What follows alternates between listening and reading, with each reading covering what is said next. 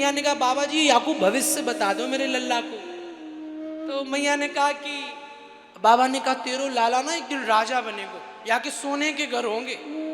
अच्छा, और सोने के घर ही नहीं होंगे, या कि बड़ा परिकर होगा परिवार में।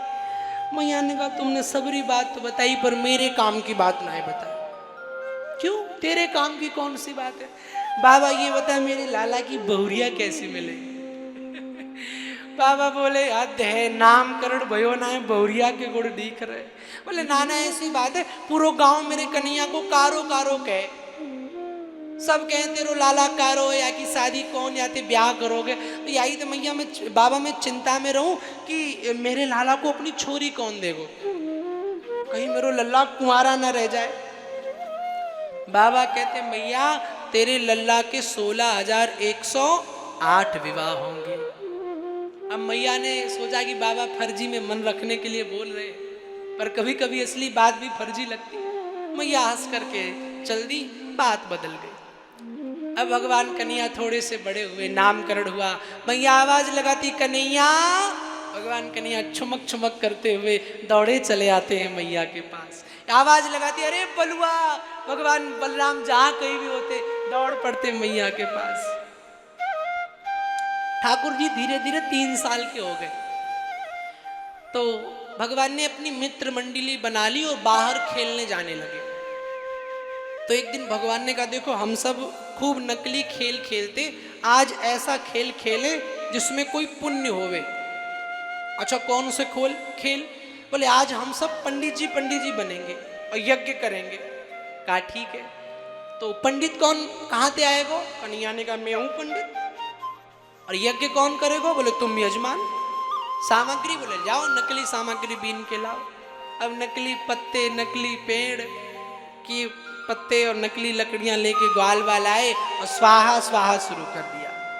हवन कुंड में स्वाहा स्वाहा, नकली सा हवन कुंड। अब जब यज्ञ हो गया तो कन्हैया ने कहा यज्ञ के बाद तो भंडारा भी होता है।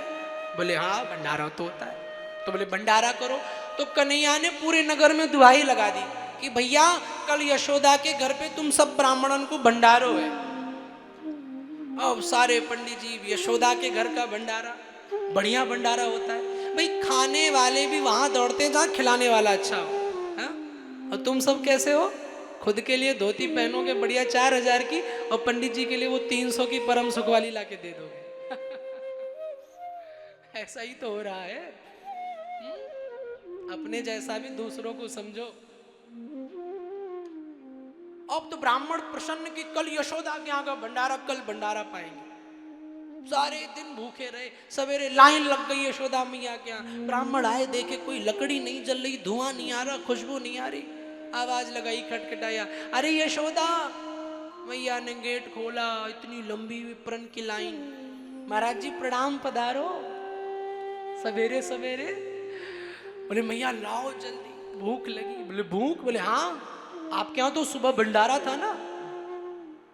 मैया को लगा कौन ने बतायो? बोले तेरो लल्ला ने इस पूरे गांव में दुहाई लगाई कल भंडारा।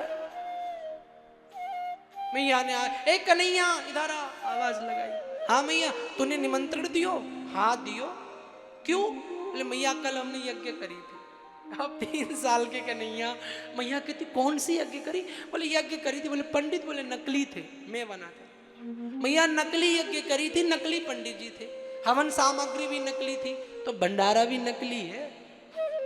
अब जैसे ये बात कही सारे पंडितन के मुंह बन गए, ये कौन सो बालक ऐसो काम करे, नकली भंडारा के चक्कर में 2 दिन भूखा रखा। मैया ने कहा चिंता मत करो, समय दो, मैं तुम सबको भोजन कराऊंगी। मैया ने फिर भंडारा बनाया और खिलाया।